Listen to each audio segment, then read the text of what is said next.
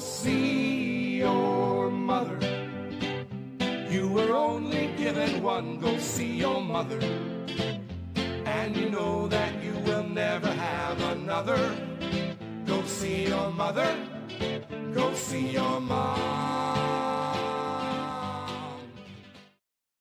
Welcome to Jewish Boy Calls His Mother. I'm your host, Sadia. This is my mother, Ema. Hey, Ema. Hello, I'm about to put on some tea. The mug, you say, says, holding this mug is one awesome teacher. See that? Wonderful. Yes. All right. So I'm going to start off with my gripe of the day. Shall we change the name of this podcast from Jewish Boy Calls His Mother to Kvetch Session? I don't know. I was thinking about changing the title and things like that, but I'm going to stick with it. And I like the consistency that we have, and we've already built up enough people that actually start falling in love with, this whole concept. As a real Jewish mother, I'm eating chicken soup. For your soul? Yeah. This chicken soup was not made with chicken feet. Mm. It was just regular old, chicken soup. But for Shabbos, I'm going to make my chicken soup with feet. Oh, wonderful. All right. So nothing like putting your foot in your mouth. Corny jokes. We do a session on corny jokes.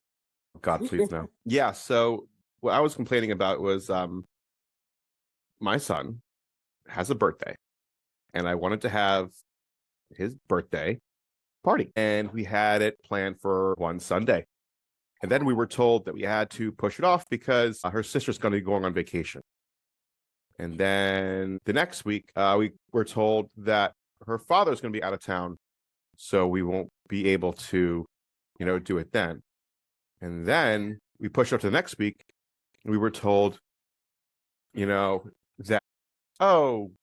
there's going to be one of my sisters up sharing. I was like, oh, poor buddy. He's just as upset as I am. Which cat is this? What? It's a cat. He says, buddy. Oh, you're talking about your son. Yeah. Your baby. Oh, Do you hear him? you were talking about your cat. Oh, no. Yeah, and then my sister's having her son's up sharing. So we couldn't then. So we pushed it off to the next week. And then we were just informed that Ruthie's cousin, who was single for a long time, and thank God he found somebody, and they are engaged and they're getting married on that day that we were going to have his birthday party, which we already sent the invitations out and everything. So now we have to cancel the invitations and everything like that. And as we're canceling it, people were like, you could push it off to the next week. I'm like, I'm done. I pushed it off 4 times. That's it. That's my limit. I'm done. I got other things in my life.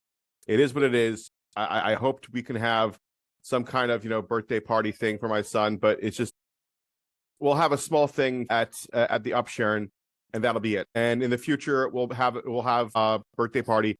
And if people show up, they show up. They don't, and just let it be. I'm not trying to placate to anyone. So my other thing I wanted to talk about after my complaining session. God willing, may all your fights be about simchas. In a positive manner, in a positive or real good. I'm sure the listeners who are dedicated know that my bar mitzvah story and everyone else's bar mitzvah story of just the baloney that happened with that. But it's okay. No, it's fine. I just want to move past it. I'm just really annoyed about this thing because I was really looking forward to like my son's first birthday, and we can like do something nice and yada yada. And it's just like, you ever have that feeling where like you want to have something nice, just one thing nice, that's all you ask for, and you never get it, and you have to constantly just deal with that fact that no matter how hard you try, this one nice thing will just never happen to you. I know it sounds silly and almost, whatever. It was kind of annoying. I was expecting. So let's put it this way. So then, like I said before, first year birthday. It's not like it's a bar mitzvah. It's not like it's a milestone. This is it's a 1-year-old baby, and he at this stage doesn't really appreciate this. Not appreciate, but At this point, he's not the mental capacity to really to really appreciate it at this point because he's only a year old. He could care less at this point. All he wants to do is that's what he wants at this point and played with. But I think the Abschirnish though, the Abschirnish is something that's very important. And Besos Hashem, so now you'll look forward to having Besos Hashem a really nice Abschirnish. Hopefully. Did anything like that ever happen to you? I'm sure it has to have happened. I'm thinking, well, my Bas Mitzvah party, there were a lot of girls that I wanted to invite. It was a dinner party, a quiet dinner party. And the non-Jewish girls, except for one I told you about that, didn't show up. All had excuses, except for this one Hey, Ema? girl. Sorry to bother you. I'm going to turn off my video. I just want to hold on to my son. He's a little bit agitated. Okay, do you want me to keep talking? Or Keep talking, babe. Keep talking. Doing great. Keep doing the audio. I'm trying to think what else. I'm sure. Oh, I remember now. For one of my birthdays when I was a teenager, my then boyfriend, broke up with me like a few days before. And when he broke up with me, I said to him, "But my birthday's coming up in a few days." And he just said to me, "Happy birthday. Now get out of the car." Anyway, so I wound up babysitting that Saturday night on my birthday. And I had an idea, teenage crazy ideas. I called up all these nightclubs in the Baltimore area and asked them, please, would they announce happy birthday to Charlene Dickman? Bad.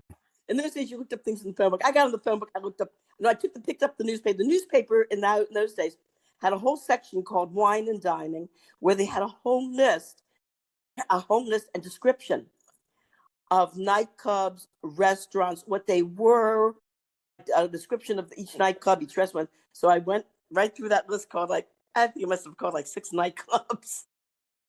Oh, wow. Oh my gosh, that's awesome. That is awesome. That is petty. That is petty. This is where I get my petty passive aggressiveness come from, because I had to tell people I had to cancel the party. So I had to tell people. And then the way I worded it, I wasn't thinking. I was just getting annoyed and just sending the message. And then Ruthie's like, I think you kind of came off more passive aggressive and a little perturbed. I'm like, yeah, I'm pissed off. Of course it's passive aggressive. That's exactly what I did. Like, what? You think I'm supposed to be like, just hide my feelings of the situation? Like, that's the other thing I'm realizing. Like, I'm not going to hide how I feel. Like, that's something that I guess in our family, we never really hid our feelings of what we felt about somebody or something. Sweetheart, you know something? What? I got news for you. It's the Ukrainian culture. Indian Polish. I'm not kidding. Stiff upper lip, not for Ukrainians. You kidding? No, we're gonna bitch and moan. Getting together with a young woman who her parents were also from the Ukraine. I think she came here as an infant or something, as a very young girl. And we were comparing notes about especially about our mothers, and laughing and laughing. We were talking about the dramatic. I told her about I don't know if I ever put it on the podcast, the skirt incident. It was the day of the mini skirts. Okay. So I took what girls did in those days, that they had to deal with, say, parents who did not want them wearing mini skirts. You would take a regular skirt and you would roll up the top and then put your blouse over it when you went to school. So you fit in with everybody. So you looked like you were wearing a mini skirt.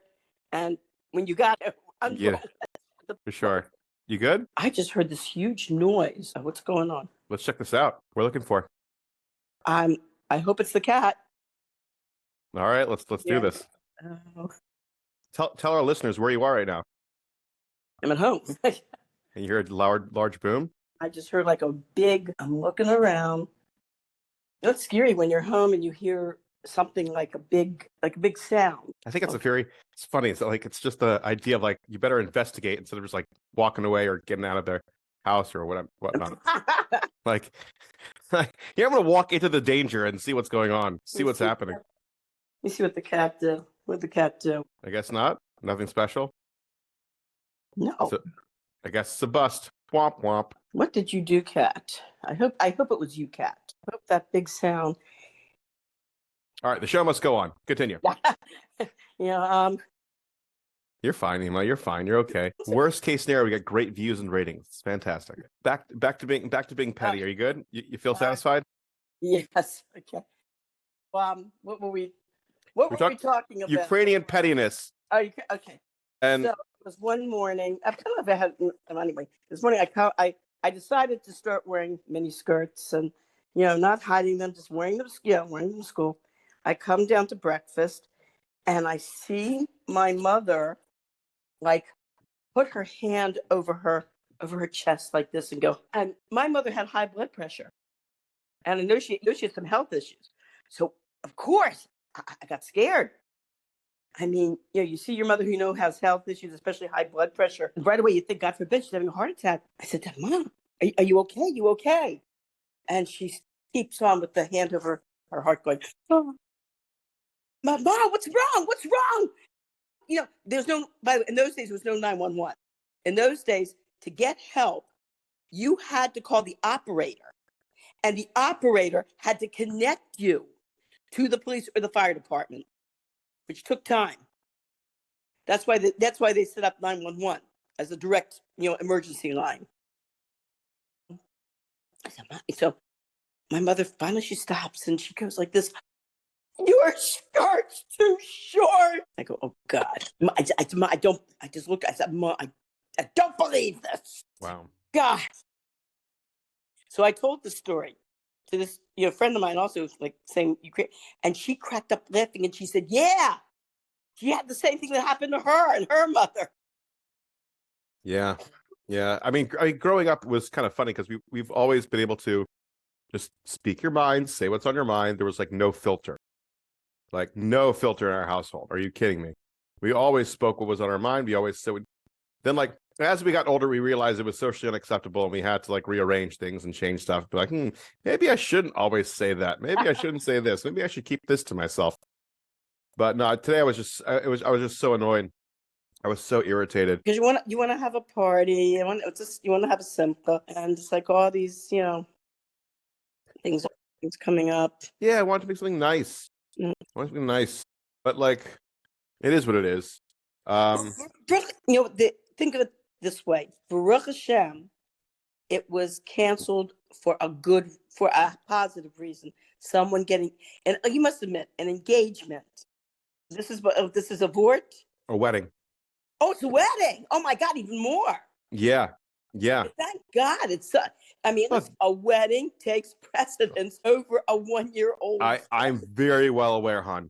And Ema, I'm very well aware. That's not that's okay. Yeah, and Baruch Hashem for a good reason, a positive reason. I'm very happy. It's like I believe in a Pratis, so there has to be some reason why God didn't want me to celebrate my son's birthday. Like why? This was like the fourth, fifth reason why we had to push off the birthday party. So I'm like, I'll take the hint. I'm not doing the birthday party, but I don't know why, but I'm just not going to do it. Okay. You'll see when God willing, Bezras Hashem, when for his upshur, by then he'll be 3, then he'll appreciate a real party. Yeah, we'll see what happens. Maybe everyone else will again have off for Yeshiva week and again have off, for other such things, then have another reason why they couldn't show up. But that's not my problem anymore. I think that's like a life lesson learned where it's just like I can't base everything around other people. I have to kind of do what I need to do. But what kind of life lessons did you develop over time due to children and having those experiences? Well, eventually I had to learn over the years to calm down, to stop screaming so much and just to calm down because I came to the point where, like your father being from the same Ukrainian background, well, except his father was more from Germany, Hungary. His family was more from Germany, Hungary area. So I guess in that part of the world, they're a little more tempered than the Ukrainians. But I thought, your father was the one, he was also a shouter and, arm waving and the dramatics. And I came to the point where after a few years, I said, it can't be two of us acting like this. Yeah. I have got to learn to take a deep breath and just calm down. One of the things that taught me that the first time I was taught to calm down was when I got stuck in Israel in '73, Right before the Yom Kippur War. and with the kibbutz situation where I was supposed to be on a kibbutz, and they didn't get my name and told me, we don't know who you are, just get out of the office. And here I'm, in Israel, not knowing where to go or what to do. I was just, I came to the point where, look, I can't go crazy. I got to take a deep breath. Okay, think this over. Go back to the youth hostel where you're staying. Count your money, which I did. I had money. Figure out. I did have a return ticket. For 2 months. I had arranged for 2 months in Israel, and so I said, okay, allocate your money. Figure out each day how much you can spend. And that's what I did. And then when I came back to my youth hostel to do that, that's when I saw the sign over the kitchen. Kitchen help wanted free room and board. Yeah, I remember you. I remember having that conversation. Yeah, my favorite word, free. Free. So my second favorite word is clearance, and my third favorite word is sale. Wonderful. Yeah. So anyway, that was my first lesson in learning to calm down. Then, like I said, as years went on, and get some maturity, you realize that going crazy, screaming, crying, but it's not going to solve problems. In fact, there was one incident where it was Erev Shabbos, like Friday afternoon, and your sisters, they were saying, our heads itch, we itch. So the doctor was right down the street, fortunately. So I sent them to the doctor.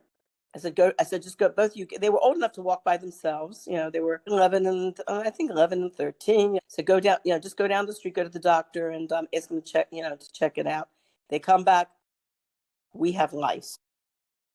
Your father started screaming and yelling. And I said to your father, is this your idea of how to get rid of the lice? You're going to scream and they're going to get scared and run away. Right? I go, just get over there to Rite Aid and buy the stuff and let's start shampooing the heads. Yeah, but I do have a question though. It's okay to accept your feelings and have them for a moment. I'm not talking about yelling and screaming and being like rude or obnoxious. I'm saying just having your feelings and expressing them for a hot second. Because I was frustrated. Now that I've calmed down, now that we've talked it out, now that we've explained it, now that I've kind of explained it a little better and thought about it more, I'm able to just let it go. But it was like I also was informed, when I just came back home doing Shabbos shopping, taking care of a bunch of stuff, running around, doing a bunch of things. And the first thing I get told is, oh yeah, the wedding, her cousin's wedding is going to be, on his birthday. Oh, where's the wedding going to be? Probably Lakewood. Ooh, they have fancy weddings there. Will they be serving prime rib? Yeah, I don't think so. No prime rib. Nah, you want Nah. prime rib, man? Nah. That's fine. It's okay. I don't need it. I lost 20 pounds last year. I'm going to try to lose another 20 this year. Hey, good for you, man. Yeah. I gained. Never mind. You can't. It's always been uphill, downhill battle with you with losing weight. I've given up on it. Yeah. Yeah. I don't know. I'm trying to lose it, before 40, but we'll see. One of the things I wanted to talk to you about, and I think we're almost out of time anyway. Well, almost, but it's coming close to the end of the episode. About dead naming. I know we talked about this earlier, and I've explained to you what dead naming is. And for our listeners who aren't familiar with it, it's when you call someone by the name that they're not going by anymore, whether they're one thing or another. They're no longer using that name, and people dead name them by calling them by their name. By the way, there's a halacha that unless you're doing it unless it's out of total ignorance, you know what I mean? Like you see somebody you don't know where they came from, and you go, "Oh, hi, Mark," or whatever, by their old name, because that's what you knew them by. You didn't know they came from. That's one thing. That's okay.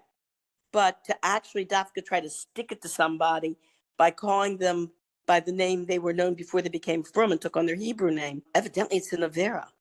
Interesting. Yeah. So what experience? Rambam talks about it. Yeah. What experience did you have about with dead naming? Or can you tell us, or other people that also had those experiences? I had a Balchuva friends whose family refused to call them by their Hebrew names. They said, sorry, we named you John or Mark or whatever, Jesus. And this is what we get named. No, we're not going to use that strange name. There was somebody I knew whose name was Naphtali. Naphtali is such a beautiful Hebrew name. His family insisted on still calling him Norman. Norman. Ooh, that was an old song. Really? Yeah, it was an old song from the 1960s. In fact, it was a polka. It was That's actually so a polka. funny. It was a polka. It went Norman, Norman, ooh, Norman, Norman, my love. Billy asked me for a date. He wanted to take me out to skate, but I said no, that he would have to make arrangements with Norman. I thought that was a ditty you made up. I didn't know that was a real song. No, it's a real song. And That's so funny. When Buddy Dean introduced it on his dance show, he explained something. He explained a little bit about it, that it was actually musically, it was a polka. And he says that instead of doing a regular, like American, jitterbug or rock and roll or the twist, whatever, he was going to have the kids that were on the program, he wanted them all to dance the polka. And they did. The kids that were on his show all danced went out danced the polka to that song. What was your favorite dance as a kid? The polka. My mother Really? taught it to me when I was a little kid, and I loved it. It was the only dance I could really dance. I wasn't one of these kids who could really pick up complicated dance moves. And I was so grateful when the twist came along, because now I didn't have to dance the jitterbug, or I didn't have to dance, what's that called? I forgot what it's called, we had the couples together, whatever. I was always doing a couples dance. The twist was so simple. You just twist your body around like this. I was so grateful when the twist came along. My mother sent me to take ballroom dancing lessons. Wow. Hoping to make a lady out of me. How'd that work out? I went. I enjoyed the music. I enjoyed the dancing, but I wasn't good at it. I wasn't good, but I enjoyed it. I didn't mind. I was okay. They taught us the foxtrot. They taught us the waltz. But what I liked about the polka is you just take your feet and you take one foot out and then both feet together, and it's in rhythm. Dot, dot, dot, dot, dot, dot, dot, dot, dot, dot, dot, dot. Da, da, da, da. And my mother, as a little girl, my mother taking my hands and showing me how to dance. Well, her father was from Poland, so she showed me how to dance the polka. Awesome. Yeah, I really enjoyed it. It was my favorite dance until the twist came along. What about when you were in college? Did you go to any like dance parties or anything like that, or you would go to like? Yeah, ironically, I never went to any of the proms, or when I was in college, we didn't really have that many dances. I had no inclination to want to go to my college senior prom. I had no inclination for it. I was more into arts and music. I never went to any of the sporting events. I was not into the sports. But I enjoyed the theater. I enjoyed the theater productions. I enjoyed, there was a ballet, a very excellent modern ballet that was performed at Towson. As a matter of fact, somebody wrote about it in the newspaper, that what an excellent performance it was, and the audience was so small. And the art critic who wrote about the performance said, it's a shame that people don't appreciate the finer arts, like this ballet company that gave this really excellent performance at Towson State, and how small the audience was. Because it's nerds. Maybe it's people who appreciate the finer arts. Yeah, nerds. Sorry. You're giving my kind a bad name. What, nerds? See, now that's dead naming. I think never mind. So, but I was really talking about like. Oh, I want to tell you a funny story about my Jewish name. When I took on my Jewish name. Yeah. My parents, so they weren't so about it. They used to call me Charlene. And so one day my mother says to me, "Why do you call yourself Zalka?" And I said, "That was the Jewish name you gave me. Remember?" And she goes, I love it. I was really trying to ask about like dancing, like going to clubs and dancing, and going to bars and dancing and whatnot. Like, did you ever do that, or you were just more of like going to these coffee houses and these beatnik spots with their slam poetry?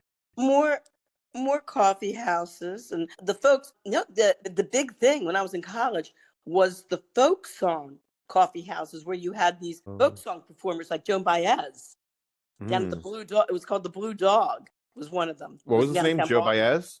Her name was Joan Baez. Sure, she was famous. She was a very famous Oh folk yeah. singer. And And you saw her? she performed it. No, by the time what I was hoping to see her, but I never did. I went to the Blue Dog a few times, and she was not on the nights I went there. She wasn't there. She wasn't performing those nights.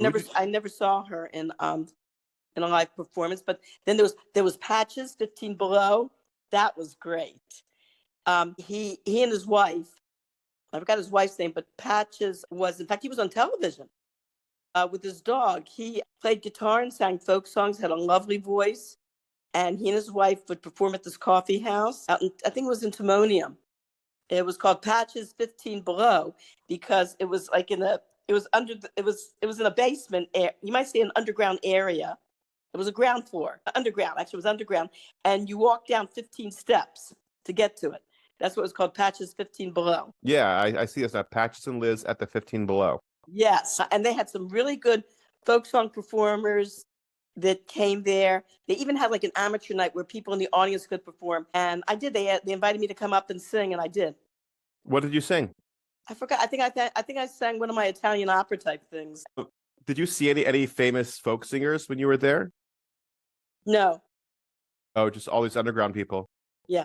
Well, the only famous person I did see was John Denver performed at Towson. Yeah. And Helen Reddy. John Denver and Helen Reddy performed at Towson. And I did see Andy Williams, a friend of mine, a guy I was dating, took me to see Andy Williams. That was down at the Civic Center in Baltimore. I did see Rudolph when I was in college. Me and a friend went to see, I forgot which ballet company it was, but Rudolph Nureyev performing in Swan Lake. That was interesting. Yeah, he was, I see pictures of him right now. Yeah, one of the great ballet performers of the 20th century. I saw him. My voice teacher reminisced with me one time that she actually went to a performance of Isadora Duncan. Isadora Duncan. Yeah. Uh-huh. Yeah, famous American dancer and choreographer. Yes, she saw Isadora Duncan perform. Wow. Yeah, she was a pioneer of modern contemporary dance and performed to great acclaim throughout Europe and the United States. Yeah. I don't know if I talked about the performance before, but she told me what happened was she came out on stage. Mm-hmm. She put up her arms like a clock and just stood there. And the audience is waiting, and they're waiting for the music to start, and they're waiting for her to start dancing. And there's no music, and she's not moving, and they're sitting there and waiting and wait. And all of a sudden it occurred to them, she had moved her arms so subtly that you couldn't see her, like a clock. You couldn't see her moving them. All you know was that 5 minutes ago, her arms were in one position, and now 5 minutes later, they're in another position, and you didn't see them move. That's cool. That's really cool. I also there was a amateur performing theater in downtown Baltimore, right around the area where Peabody is. It was called the Vagabond Theater. And one of my friends from high school, who was an aspiring actor, performed there. There were some very, very interesting contemporary plays. There was I don't know if they ever performed Shakespeare, but they did mostly like modern and contemporary plays. So I guess, normally I know you don't really care for contemporary. So what was it that made it seem so appealing? Well, these plays, these were good. These were very good plays. These were, like I said, they were just very good plays that they put on. And it's not that I don't like contemporary plays. I don't mind them. A good play is a good play. Good acting is good. I've seen plenty of contemporary plays that I liked very much. Like when I was at Towson, the head of the drama department, it was a man named Berman, was his last name, decided to, to popularize, or to bring forth, you might say, to bring to the forefront a forgotten playwright from Poland who wrote during the 20s and 30s. His name was Witkiewicz. His plays were you laughed from the moment the play started to the time it finished. You did nothing but laugh. And this was like a forgotten playwright that nobody had heard about. And Berman, I don't know how he came across his writings, but he decided to produce his plays, Towson. Unfortunately, Witkiewicz committed suicide when Hitler walked into Poland. Oh, wow. I mean, smart. Yeah. So there was this one play, though, where one of the actors grabs another and grabs him by the throat and knocks him on the floor and calls him Spaskunyak. 2 people in the audience laughed. Me and somebody who was way, way over at the other side of the auditorium. We were the only 2 people that understood that Polish term. It means a dirty pig. It's called Spaskunyak. Yeah, it means a dirty pig. How did you pick that up? Because from your grandmother? My mother. Your But my mother. mother was angry at one of the neighbors. She would call him Spaskunyak. Wow. It's kind of funny. Yeah, wow. I'm realizing now I didn't know that you're part Polish. Oh, your father used to tease me about that. Really? Whenever I made a mistake or did something stupid, he goes, see, it's the Polish part of you. That's funny. I guess, I mean, I know we always talk about the Hungarian, the Ukrainian, the Austrian, the Russian. Didn't know we were all Polish. Oh, cool. Awesome. Yeah, my grandfather on my mother's side was from Warsaw. Oh, really? Yeah. Yeah, I know we had cousins that we couldn't find anymore after the war or during. But yeah, there's actually a movie that's coming out. It's out right now. I'm trying to get to see it, but I don't think I'll be able to for a while. It's called A Real Pain. And it's about these 2 Jewish guys doing a trip to Poland. Part of it, or at least most of it, is about their experience of understanding their grandparents who were survivors. You say a real pain? A real pain. A real pain. Pain. Pain. Yeah, you can find it's out in theaters right now. Wait, is it a comedy? Why do they call it a real pain? It's a comedy. It's a comedy drama. It's a dramedy. I think it's a dramedy. Mm-hmm. Just the way that I'm seeing the previews and the clips that I'm finding online, it seems like it's more of like a comedy dramedy kind of thing. I mean, it looks interesting enough because I want to go see it. But I knew I know it's Eastern European, like a full blanket, but I didn't know we were Polish as well. But this is just kind of funny. I told you the story, the Ting story. Yeah, but I thought that was my grandfather who was Polish. They can't pronounce the theta. There's no theta in the Polish alphabet. Interesting. That's why they can't pronounce the. So cool. Did you ever, I guess, have relatives that you eventually got to know but you didn't know when you were younger? That's a really good question. No, I can't say that I did. I was introduced to all of our surviving relatives from the time I was little. And the thing is, I knew we had cousins that lived in California, but they would come to Baltimore occasionally and visit. And when I was in college, one of my my cousins, he was also in college, we were about the same age, and he came and visited. But it's not that I didn't know about him. I mean, I knew about him and everything, and I met him, later on, of course, when I was in college. No, I haven't discovered too many skeletons in our closet. No, because I in my lifetime, we've discovered tons of cousins here and there that, like, I found out I'm related to here, related to there. It was just, it's just something funny and interesting, especially with like looking at our, tree and everything like that, and looking how everything is together. You know that funny story about the comedian from Saturday Night Live and Bernie Sanders? Oh, yeah. Yeah, that they found he was always doing these impersonations of him because he looked so much like him, and they find out they really are. Yep, yeah, they were actually cousins. Yeah, that's funny. That's funny. I thought it had to do with Larry David being related to Bernie Sanders. I think that's what it was. That might have been the person. Yeah, that's what it was. I don't know what the guy's name was. Nah, it's fine. Mm-hmm. But yeah. All right. It's coming close to the end of the episode. Thank you guys for listening, and I love you, and have a wonderful Shabbos. Have a great Shabbos, honey. Love you. All right, bye-bye.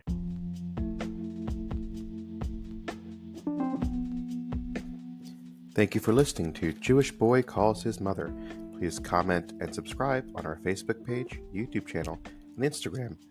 I would greatly appreciate it, and my mother would too.